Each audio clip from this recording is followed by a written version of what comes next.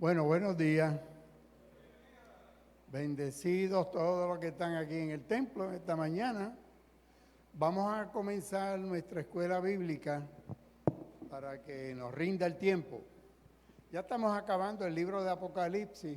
Ya estamos en el capítulo 22, la primera parte de ese capítulo, y la semana que viene ya lo terminamos, si el Señor lo permite. Bueno, vamos entonces. El texto en esta mañana lo encontramos en Apocalipsis capítulo 22, versos del 1 al 7. Y el texto de oro dice que después me mostró un río limpio de agua de vida, resplandeciente como el cristal, que fluía del trono de Dios y del Cordero. Mira cómo dice, de Dios y del Cordero. Recuerden que Apocalipsis, este visionario, lo que es un conocedor de las escrituras hebreas, ¿verdad? Y entonces él ha ido desarrollando la teología y más cristológica, igual que el Evangelio de Juan. Son más místicos que Pablo, por ejemplo. Y fíjense que entonces, ¿el trono de quién es? De Dios y del Cordero.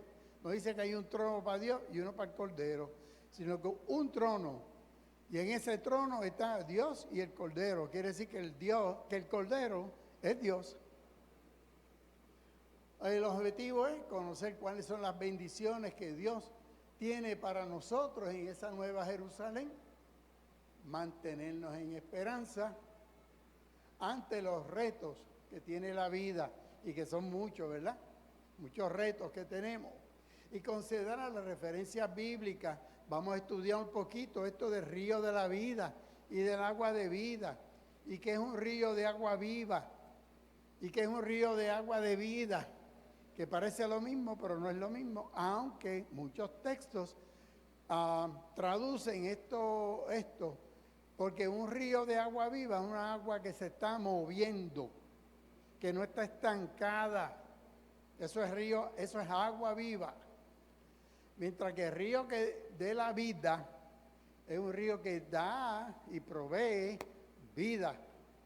Y vida en abundancia. Así que parece lo mismo, pero no es lo mismo. Pero vamos allá. El significado teológico de cada uno. Históricamente sabemos que Apocalipsis, ya nos habían dicho, Dios le bendiga, que Apocalipsis significa ¿qué? Revelación. Revelación, ¿verdad? Fue escrito a finales del siglo I, principio del siglo II, cuando la persecución romana estaba en todo su apogeo, cuando la iglesia cristiana era sacudida y el emperador es Domiciano, que fue César del imperio a fines del siglo I. Nos había dado la hermana Waleska, el hermano Patrick, que el autor, hubo un tiempo que se pensó que era Juan, el apóstol, el discípulo amado, pero la mayoría de los estudiosos entienden que este otro Juan, el Juan de Patmos, no es Juan el evangelista, es otro.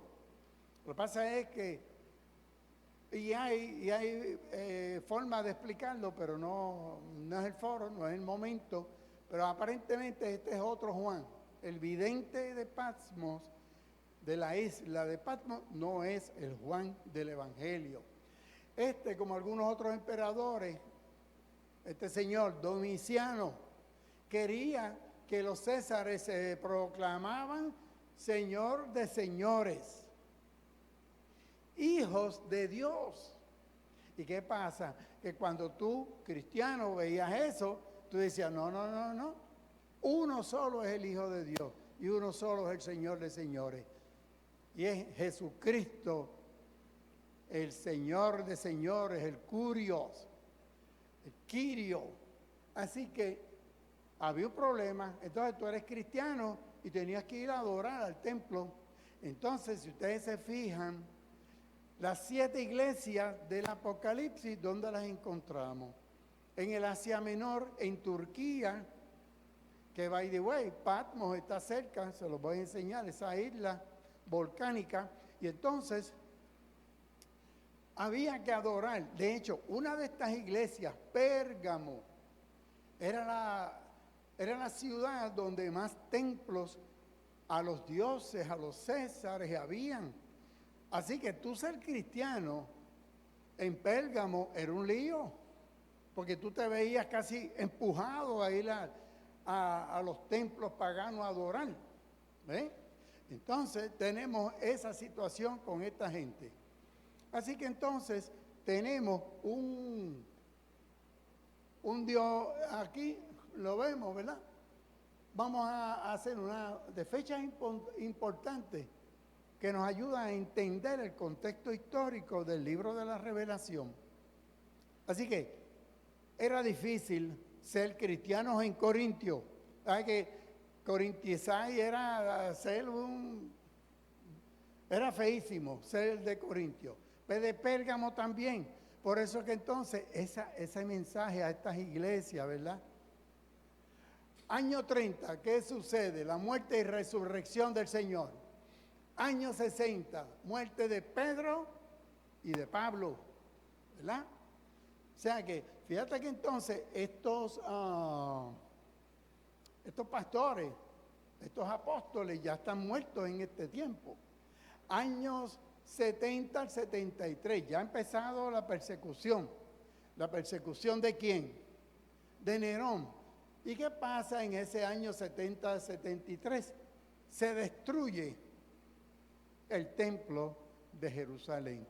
El templo de Jerusalén por los romanos es destruido. ¿Y qué pasa? ¿Y por qué destruyen los romanos el templo? Porque los judíos se habían rebelado. Había una rebelión. Y entonces el ejército romano destruyó todo aquello. ¿Qué quedó? Lo que queda es lo que hemos visto hoy en día. Unos muros, el muro famoso de las Lamentaciones, que la gente va allí al muro de las Lamentaciones a orar. Eso es lo que queda del gran templo de Jerusalén. Luego, ¿qué pasó en el año 73? Pues entonces empiezan a pelear más y más y más y más. ¿Quiénes? Judíos y cristianos. Año 90 se estima que el Apocalipsis fue escrito en ese año. Entonces volvemos a Domiciano. Es el emperador de Roma en ese tiempo y impulsó el culto a los césares como si fueran divinos. Y entonces ahí la persecución se arreció, se puso más fuerte la persecución bajo el emperador Domiciano. Este es un busto de Tito Flavio Domiciano. Estas son las monedas que él mandó a acuñar. Se acuñaba en oro, plata, metales preciosos, ¿verdad?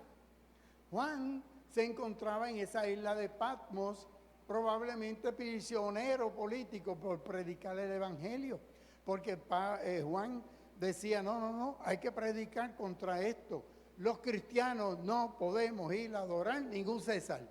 Cristo es el Señor, no es el César. Así que entonces allí recibe unas revelaciones. Cuando usted se pone a pensar, en realidad eran revelaciones o cuando tú llevas muchos años en el Evangelio y has estudiado la Biblia, como decía la pastora, de tapa a tapa hasta los mapas, Marilú Dones, ¿verdad? De tapa hasta los mapas. Entonces tú empiezas, el Señor y el Espíritu Santo te empiezan a revelar cosas que tú las has leído 1000 veces y no las has entendido, de momento, plum. Pues este Señor está en una isla, en unas cuevas, porque no eran en cárceles, a ti te destejaban, es una isla volcánica, a trabajar en unas minas, y allí lo que había que hacer era, pues, vivir el día a día. Y allí él empieza, con todo ese conocimiento que tiene de las Escrituras, a entender cada vez más, y comienza la declaración de Apocalipsis, ¿con quién? Déjame escribirle primero que nada, a las iglesias. Y él comienza esos primeros 2, 3 capítulos de Apocalipsis. ¿A quién van dirigidos? A las 7 iglesias, porque él había sido pastor en esas áreas. En Patmos es una isla pequeñita, está en el mar Egeo, es volcánica, hay canteras de granito, y Juan está allí por su fiel testimonio. Si lo vemos aquí, mira las 7 iglesias ahí. Éfeso, Esmirna, Pérgamo, Tiatira, Sardis, Filadelfia, la Odisea. ¿Dónde queda eso hoy en día? Turquía. Usted va a Turquía y hay viajes turísticos a este sitio. De los que más queda es de Éfeso y de Pérgamo. Quedan grandes, de hecho, Pérgamo todavía quedan los grandes estadios que habían y columnas de los grandes templos a los Césares, etcétera. Pues mira, Patmos es una isla volcánica de esas que están ahí. Ese es el mar Egeo que queda entre Turquía y Grecia. Aquí donde dice Acaya, eso es Grecia. Atenas, al otro lado sería Corintio, ¿verdad? Pues él está allí, en Patmos. Comienza el capítulo 1 del Apocalipsis diciéndonos, Dios el Señor dice, yo soy el alfa y el omega. Cosa curiosa, porque son las letras primeras del abecedario griego. Es que Apocalipsis está escrito en griego, porque si no sería Aleph, que es la primera letra hebrea. Así que escribe, principio es arche, fin telos, y lo señalo porque al final, cuando usted lee el capítulo 1 de Apocalipsis, es Dios el que está hablando, y habla del testigo fiel, que es Jesús. Pero en Apocalipsis capítulo 22, Jesús mismo dice, yo soy el alfa y el omega. O sea, que es una forma del escritor del Apocalipsis, dice, Cristo es Dios. Entonces, el que es, que era y el que ha de venir. Soy el Todopoderoso, el Pantocrátor. Pantocrátor es una palabra griega que significa pan, que es todo, poderoso, ¿verdad? ¿Quién es el Todopoderoso? Dios. Y la iglesia cristiana, mira Apocalipsis 21:6, porque estamos en Apocalipsis 1:8. Yo soy, dice el Señor, el alfa y el omega, principio y fin. 21:6, yo soy el alfa y el omega, dice el Señor. Pero cuando usted va a Apocalipsis 22, dice, yo soy el alfa y el omega, el principio y el telos, el protos y el escatos. Quiere decir, lo escatológico, lo de los últimos tiempos, eso, el que tiene, eso es el Señor. Por lo tanto, y dice más adelante, el 22:16, yo Jesús. Fíjate que entonces el escritor de Apocalipsis empieza hablando de Dios como que Él es el Pantocrátor y termina diciendo el Pantocrátor de Jesús, que es principio y fin, el primero y el último, el escatos, de ahí hablamos de escatología, estudio de las cosas de los últimos tiempos. Hay gente que es loca con el Apocalipsis porque son locos por descifrar todo lo que dice allí. Bueno, locos se van a volver por estar tratando eso. En Nicea, primer concilio de la iglesia cristiana, en el 325, ¿qué pasó allí? Nicea también queda en Turquía, allí en el Asia Menor. Allí se definió que Cristo es el Pantocrátor y se hizo este icono, esta imagen. Entonces, esas letras IC y XC es Jesucristo en griego, son las primeras letras.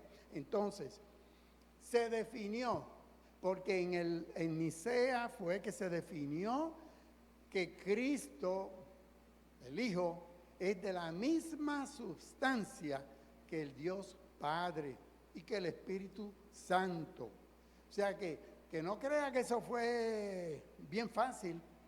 Eso tuvieron 300 años, hubo guerra, hubo persecuciones en lo que definían si Cristo era Dios o no era Dios. Bueno, vocabulario en la clase de hoy. Bienaventuranza, bienaventurado es Macario. ¿Qué quiere decir Macario? Supremamente bendecido. No bendecido, sino mega bendecido. Eso es bienaventurado, afortunado, dichoso. Por eso que entonces en el Evangelio a veces vemos en vez las bienaventuranzas del Señor en en el Sermón del Monte, Él habla de dichosos, bienaventurados. Depende de la versión que uno lea. La palabra es Macario. Son afirmación de bendiciones para las personas. Y en el libro Apocalipsis encontramos siete. Y recordando que 7 significa plenitud. 7 significa plenitud.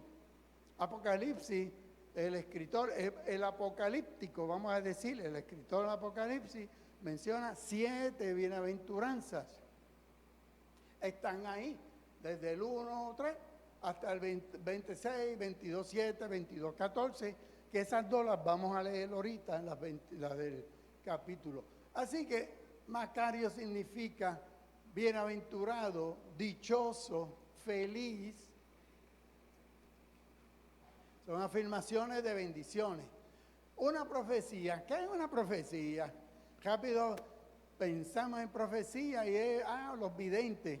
Ahora le ha dado a los canales de televisión a traer gente que quiere predecir y leer. Bueno, tontos somos los que le hacemos caso a esa bobería. ¿Verdad que sí? O sea que usted guárdese, mire, cambia el canal. Cada vez que le pongan una espantapájaro, una espantapájara de esta diciendo y leyendo, no. Hay que ir a la profecía más segura. ¿Y cuál es la profecía más segura? La Escritura. La Escritura. Así que profecía, término general usado para decir que se habla en nombre de Dios.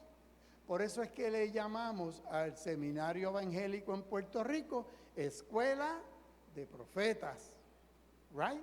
Escuela de Profetas. Porque allí porque profecía no es que tú estás prediciendo el futuro, no. Tú estás trayendo un mensaje en nombre de Dios. En el Antiguo Testamento era para dirigir, advertir, para juicio, para consolar, ¿verdad? Todo eso. En el Nuevo Testamento el concepto se usa para referirse muchas veces a la palabra que Dios daba a la congregación. Lo que hoy llamamos predicación. Cuando usted viene a la hora que se predica, se expone la palabra del Señor. Se está profetizando. Y a lo mejor a ti ni son ni ton, pero el que está al lado entiende que esa palabra es para él. Right? Así que eso es profecía, no es estar mañana. Mira, por eso es gente inteligente como Isaac Newton. Newton trató de descifrar el Apocalipsis y puso fecha de cuándo era el fin del mundo. ¿Y qué pasó? Quedó en ridículo. Otros grandes pensadores lo han tratado así, que usted no le haga caso a la gente que se la pasa sacando cuentas. Que para sacar cuentas los contables y los matemáticos. Olvídese de eso. Los teólogos que se estén tranquilitos. Porque nos lo hemos pasado, no, Cristo viene, Cristo vino, Cristo llegó, Cristo no llegó.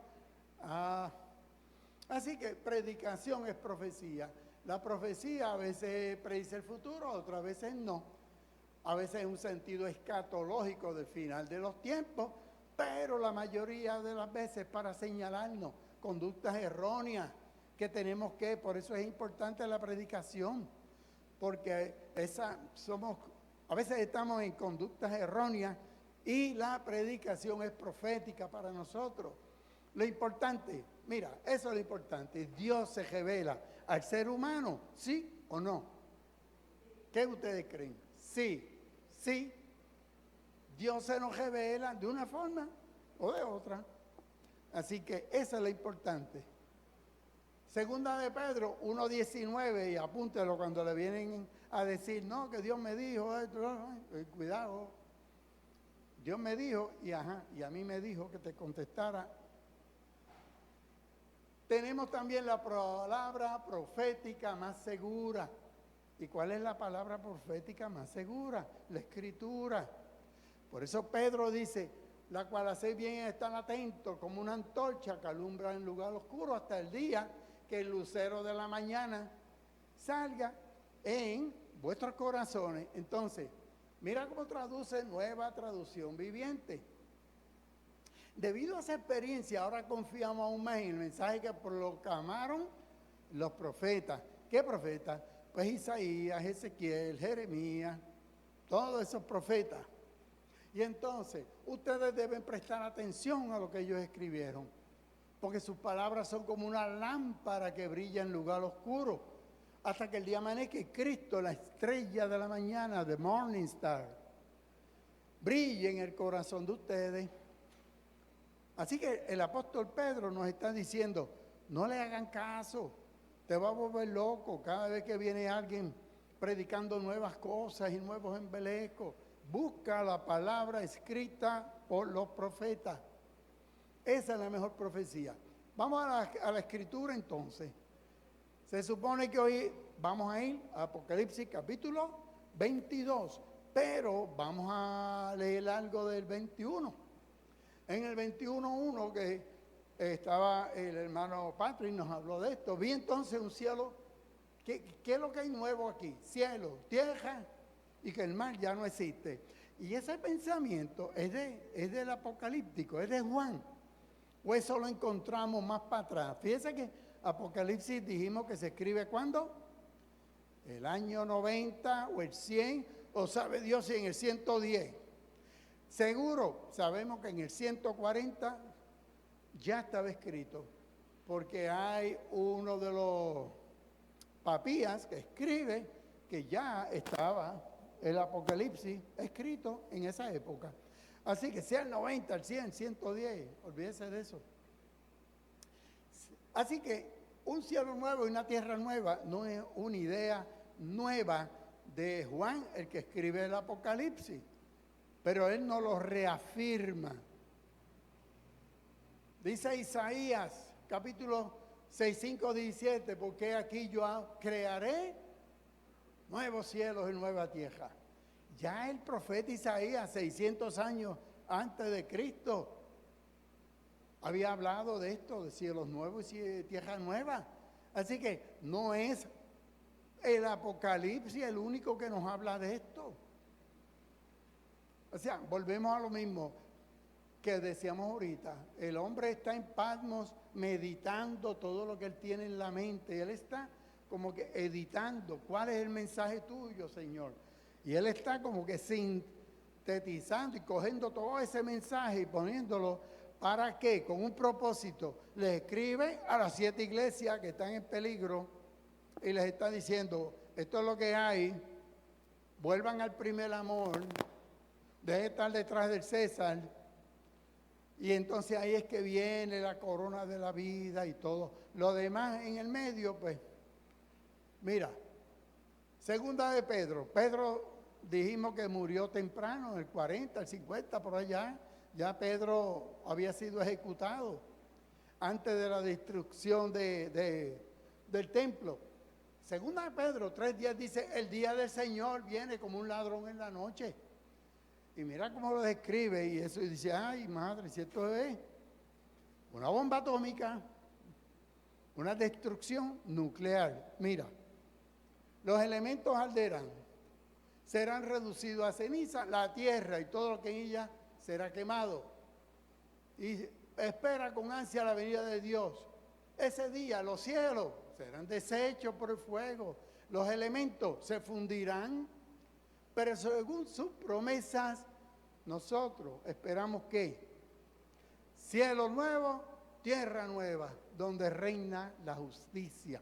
Fíjate que entonces el libro de Apocalipsis, salud, Dios te bendiga, el libro de Apocalipsis no es nuevo la idea de un cielo nuevo, de una tierra nueva, y que lo que hay ahora va a ser destruido. De hecho, no recuerdo si aquí mismo en Pedro, que él dice, el mundo primero fue destruido por agua, pero ahora será destruido por fuego. Que cuando los elementos se fusionan, eso es la fusión nuclear. ¿Y tenemos la capacidad de volarnos en canto en un abrir y cerrar de ojos? Sí. Pues eso es profecía. ¿Que cuándo? Solo el Señor sabrá cuándo eso va a ocurrir. 21:2. Vi la ciudad santa, la nueva Jerusalén, que descendía del cielo como una novia, hermosamente. De ahí viene cosmético. ¿Ves? La palabra cosmético. Cosmeo. Bien arregladita para su esposo. Jerusalén, entonces, nos decía el hermano Patrick, que es una ciudad. Pero según la escritura, puede ser una ciudad y puede ser la iglesia, la eclesia. ¿Qué significa eclesia? Congregación. La iglesia es una congregación donde se congrega mucha gente. Entonces, Jerusalén es una ciudad, ¿te acuerdas que nos enseñó el mapita aquel? Que es una ciudad enorme que corría casi toda Centroamérica, parte de Norteamérica, en las medidas que da la Biblia. Pero entonces oí una fuerte voz que salía del trono y decía, miren el hogar de Dios, ahora está en su pueblo, Él vivirá con ellos, ellos serán su pueblo. Dios mismo está con ellos. Entonces cuando tú te pones a pensar, pero ¿y Dios no está con nosotros? ¿No hemos sido sellados por el Espíritu Santo? Entonces eso es algo que tiene que, para un futuro, pues algo que está ocurriendo. Y recuerden una cosa, el Apocalipsis está escrito para aquella gente inmediato. Él dice que en 3 años y medio todo aquello iba a pasar. Él le está dando esperanza que resistan a la iglesia, ¿verdad? Él le secará toda lágrima, no vamos a ver más muerte, tristeza, llanto, ni dolor. Todas esas cosas ya no son. Así que entonces, ¿qué es la Nueva Jerusalén? Puede simbolizar o una cosa o la otra. Puede ser una ciudad, sí, puede ser una ciudad, pero también es el pueblo de Dios. La iglesia no es ese refugio, no es ese santuario donde viene todo el que necesita. Ese es el propósito de la iglesia, ¿no? Así que ambos símbolos muestran una realidad plena y perfecta, porque Dios y el Cordero están en la iglesia con su pueblo, o en la ciudad, la Nueva Jerusalén. Pero hay gente que dice, no, yo miro para el cielo a ver si veo esa cosa bien grande que viene bajando. Bueno, está bien, pues sigue esperando ahí. Que a lo mejor eso es, yo tampoco lo sé, pero no nos aferremos a explicar todo lo que está en Apocalipsis de una forma verbatim o al pie de la letra, sino que hay cosas que no. La iglesia, sí sabemos, es refugio. Y Dios está en medio de la iglesia. Y el Señor cuando se fue, dijo, yo voy a dejar un consolador. ¿Cuál es el consolador? El Paracletos. El abogado que está al lado mío. ¿Y para qué necesito un abogado? Vamos, por lo malo que somos. Necesitamos a alguien que hable. ¿Quién es el abogado? El Espíritu Santo. El Señor dijo, les doy el Espíritu Santo para que sean. Entonces, el texto bíblico, ahora sí llegamos al texto bíblico hoy. Capítulo 2, como les dije, la visión del cielo nuevo y la tierra nueva continúan. Allá el hermano Patrick nos explicó todo lo que pasaba alrededor de esa ciudad. Cuánto medía, cuántos eran los muros, las calles de oro, los pisos de cristal. Pero esta nueva visión de Jerusalén como hogar para el pueblo, al final de la historia muestra que Dios habitará y el Cordero junto a la comunidad. Piensa en una cosa, para el judío, el de mentalidad judía, ¿dónde habita Dios? Según el hebreo, ¿dónde habita Dios? En el templo de Jerusalén. ¿Dónde dentro del templo? En el arca. Para ellos el arca era la habitación de Dios, pero como esto es una Jerusalén celestial, pues allá que está Dios. Pero cuando esa Jerusalén, que ya ese templo, fíjate que el Apocalipsis, cuando escribe Juan el Apocalíptico, vamos a decir para diferenciarlo del evangelista, existía el templo, ya había sido destruido 30 o 40 años antes. Así que no había templo. Dios no tiene dónde morar. Por lo tanto, él dice, pues entonces una ciudad, una nueva Jerusalén que va a bajar y allí el templo y allí Dios habita. 22:1, y el ángel me mostró un río con el agua de la vida, transparente. Fíjate que lo que decíamos ahorita, agua de la vida. Otras traducen agua viva. Agua viva es que se mueve, que no está estancada. Agua de vida que provee y da vida. ¿Y de dónde sale esa agua? ¿De dónde sale esa agua que da vida? ¿Y tú conoces a alguien que dé esa agua de vida? Cristo, amén, hermano Abraham, amén. Cristo el Señor es el que da esa agua de vida. Pero él dice, pues esa agua de vida fluye del trono de Dios y del Cordero, que ahorita dijimos que es un trono, ¿verdad? Resalta en este texto el río de agua de vida, tiene su origen en el trono de Dios, en otras palabras, Cristo, origen de esa agua, y también el árbol de la vida es regado por dichas aguas. El agua es símbolo de la presencia de Dios para saciar nuestra sed espiritual, pero también señal de ¿qué? De salvación. ¿Qué dice Génesis en cuanto al agua y los ríos? Génesis, fíjate que volvemos. El apocalíptico está evaluando todo lo que él conoce y todo lo que él sabe. Y él habla de unos ríos. Génesis dice que en el Edén había un río que regaba el jardín del Edén y que tenía 4 ríos menores. Hoy por hoy se han identificado el Tigris y el Éufrates. Pero el Pisón y el Gihón no han podido ser identificados con certeza, pero el Tigris y el Éufrates sí, están en la Mesopotamia, allá en Irak.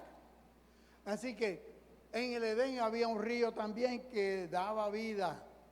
El hombre me trajo de vuelta, ¿quién es este profeta? Ezequiel. También tiene un río. Así que el Apocalipsis no es el único que nos habla de ríos saliendo debajo del templo. Ezequiel 47, el hombre me trajo de vuelta a la entrada del templo y vi que brotaba agua por debajo y corría para el oriente y otra para el sur. O sea que Ezequiel ya nos está hablando de esto. Zacarías, en aquel día saldrán de Jerusalén aguas vivas. ¿Qué quiere decir aguas vivas? Que se corren, que se mueven, ¿verdad? La mitad de ella para el oriente, la otra occidente, la otra en verano y en invierno. ¿Qué quiere decir? En todas direcciones coge el agua y en todas las estaciones del año.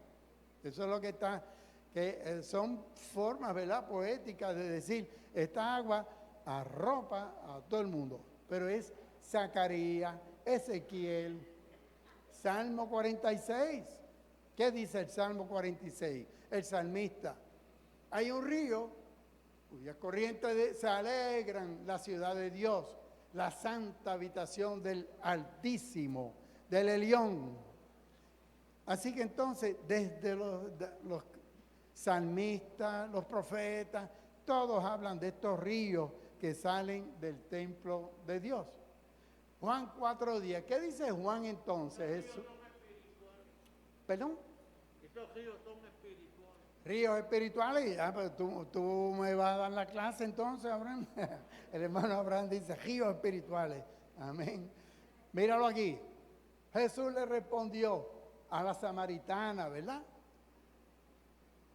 Dame de beber, tú le pedirías y él te daría agua viva. Más adelante, en el 14, le dice, el que beba del agua que yo le dé, no tendrá sed jamás. El agua que yo le daré será en él una fuente de agua que fluya para vida eterna. Porque no estamos hablando de agua, de H2O. Estamos hablando de espíritu, forma espiritual. El Señor le ofreció ya a la samaritana. Y más adelante el Evangelio de Juan, Juan 7. Si alguno tiene sed, venga a mí y beba.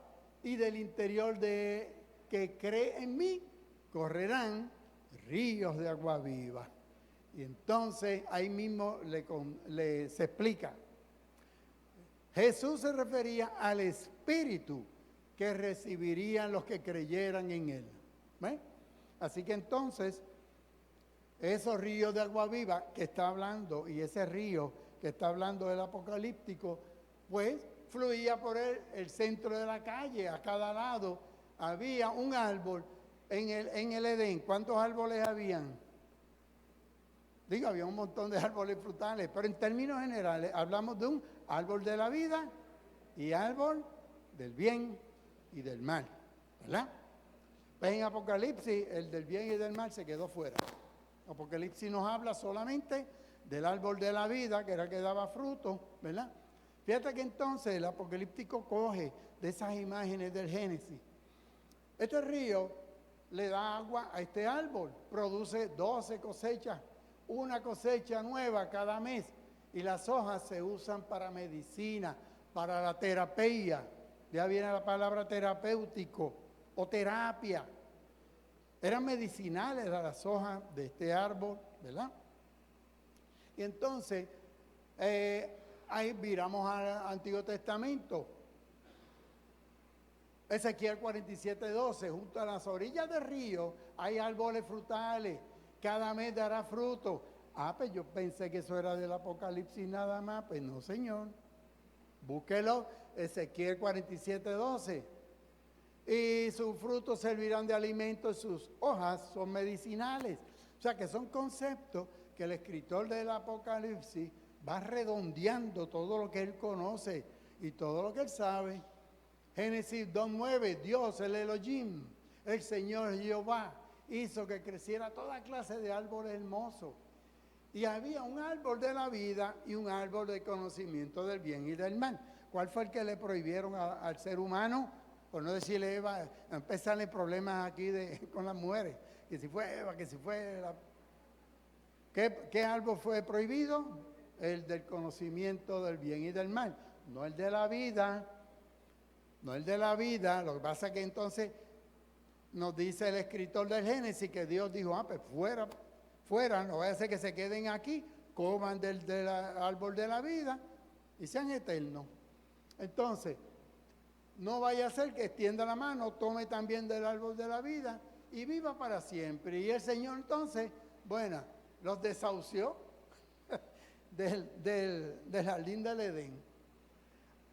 Ya no habrá más maldición sobre ninguna cosa, porque allí está el trono de Dios y el Cordero y su siervo. No habrá más maldición. Ya no habrá más maldición. ¿Cuál fue la maldición? La desobediencia en el Edén trajo maldición al ser humano. Pero allí en esta nueva cielo, nueva tierra, no hay más maldición. Dios no va a desahuciarnos nuevamente. Verán su rostro y tendrán su nombre escrito en la frente. Hay gente que se la pasa escribiendo sobre esto y te van a sellar y ahora son los chips que te van a poner por aquí y el chip que te van a poner por allá. Mira, olvídense eso, piensa en el carimbo. ¿Qué es el carimbo? No nos acordamos. Lo que le ponían a los esclavos, se lo ponían en la frente, en el hombro, en la espalda, en el muslo. ¿Para qué? Para sellarnos. Y la pregunta es, ¿y tú y yo como cristianos, nos pusieron el carimbo cristiano? Pues sí, estamos sellados por el Espíritu Santo. Un carimbo espiritual, amén. Todo lo que tú estás diciendo de los diferentes, ¿verdad? En la escritura, cómo se encuentra en diferentes libros, más o menos lo mismo. Eso le da veracidad a la palabra, porque en diferentes tiempos esas profecías se repiten una y otra vez en diferentes personas que vivieron en tiempos completamente diferentes. Amén, amén. Se repiten y el apocalíptico lo que está es recogiendo esas profecías que hay, ¿verdad? Así que entonces, en Efesios capítulo 1, verso 3, dice que nosotros fuimos sellados, y la palabra sellado, sfragixo, es estampar. Mira, te pusieron un estamp, como cuando vas al abogado y te estampan las escrituras, o vas al correo y te estampan el sellito. Fuimos con un anillo, una marca, Fuimos sellados ¿con qué? Cuando ocurre esto, usted, luego de oír la palabra, el evangelio, que nos lleva a la salvación, luego de haber creído, o sea, oído, creído, fuimos sellados. Así que la idea que dice el apocalíptico de que hay un sello en la frente, mira, ya nosotros fuimos sellados, no espera que te pongan más ningún sello. De hecho, a los esclavos, que nos dice la hermana Alma, sí, a los esclavos mira lo que hacíamos los cristianos.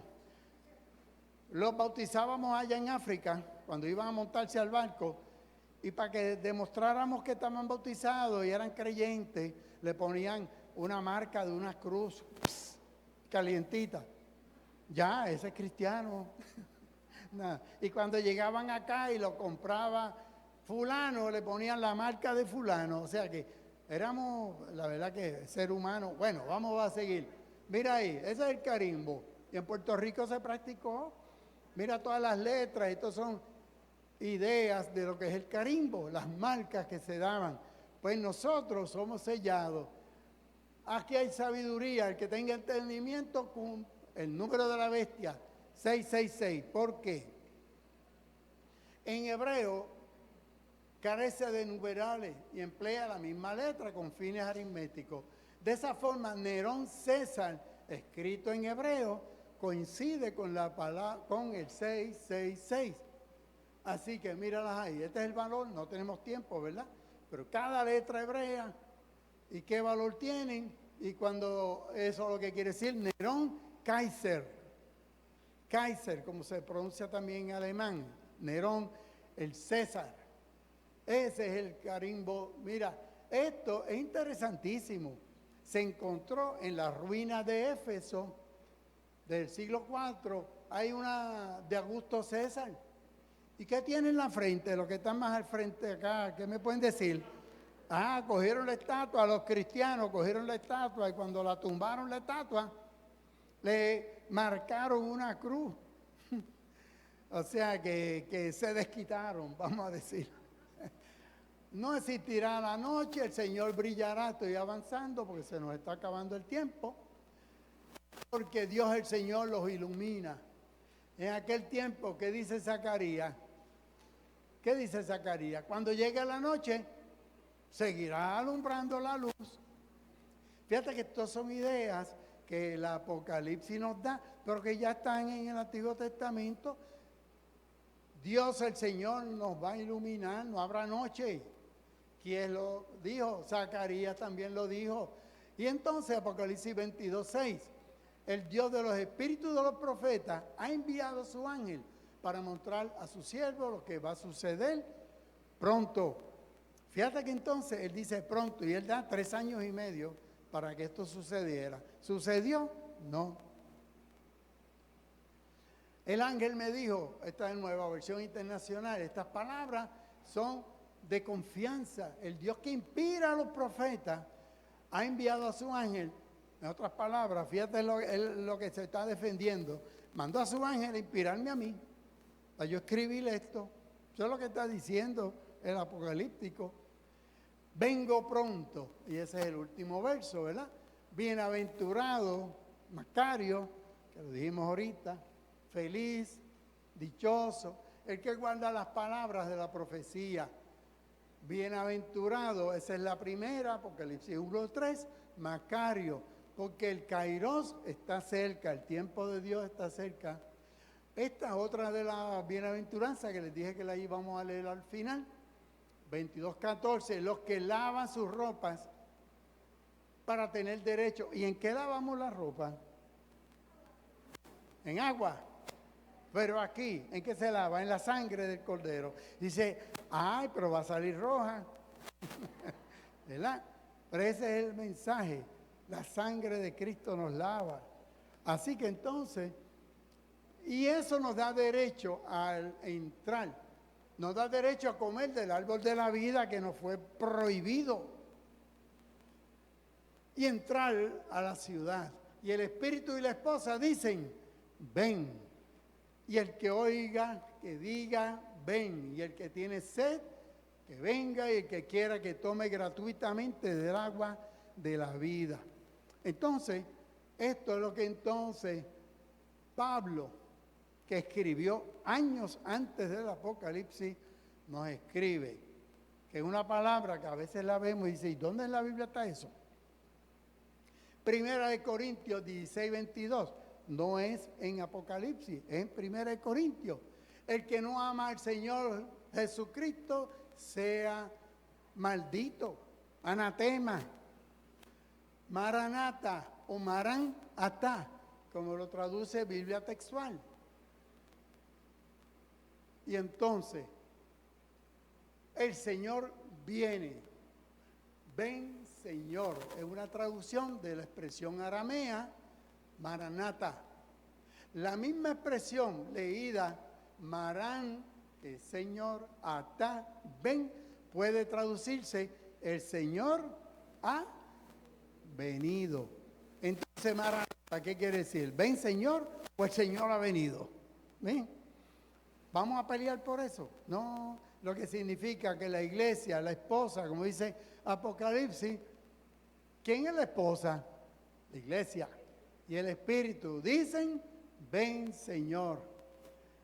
Resumen, la imagen del río limpio como cristal representa la vida nueva que emana del trono de Dios y del Cordero. ¿Y que está disponible para quién? Para el pueblo fiel que viva en la nueva Jerusalén. Y dijimos que la Jerusalén puede ser o una ciudad o puede ser la iglesia. El árbol de la vida que fue negado a la humanidad, porque recuerden, en el Edén habían dos árboles, el de la vida, que era el de los frutos, de la terapia, y el árbol del bien y del mal. Fíjense que es interesante, porque Apocalipsis no habla de ese, habla de los 12 frutos y del árbol de la vida. Fue negado a la humanidad luego de la desobediencia. Y ese árbol de la vida estará accesible. Y aún más, las hojas medicinales. Es una imagen de inclusión, de acogida. La iglesia es una iglesia donde tiene que haber inclusión, tiene que haber acogida, donde ayudamos a restaurarnos unos a otros y a darnos salud espiritual. Apocalipsis no es un mensaje para la iglesia de los últimos tiempos, sino un mensaje de esperanza, de exhortación a los creyentes en todas las edades, a obedecer y vivir fieles a Dios. Vamos a orar, inclinemos los rostros. Dios de esta vida y de la venidera, gracias por tu palabra maravillosa, que nos recuerda tus promesas fieles y verdaderas. En medio de las situaciones de la vida, fortalécenos con tu espíritu para ser testigos de tu gran amor a otros que necesitan establecer una relación personal contigo. Anímanos como comunidad de fe a permanecer fieles en todo tiempo. En el nombre de Jesús, nuestro Salvador, que viene pronto. Amén y amén. Dios le bendiga.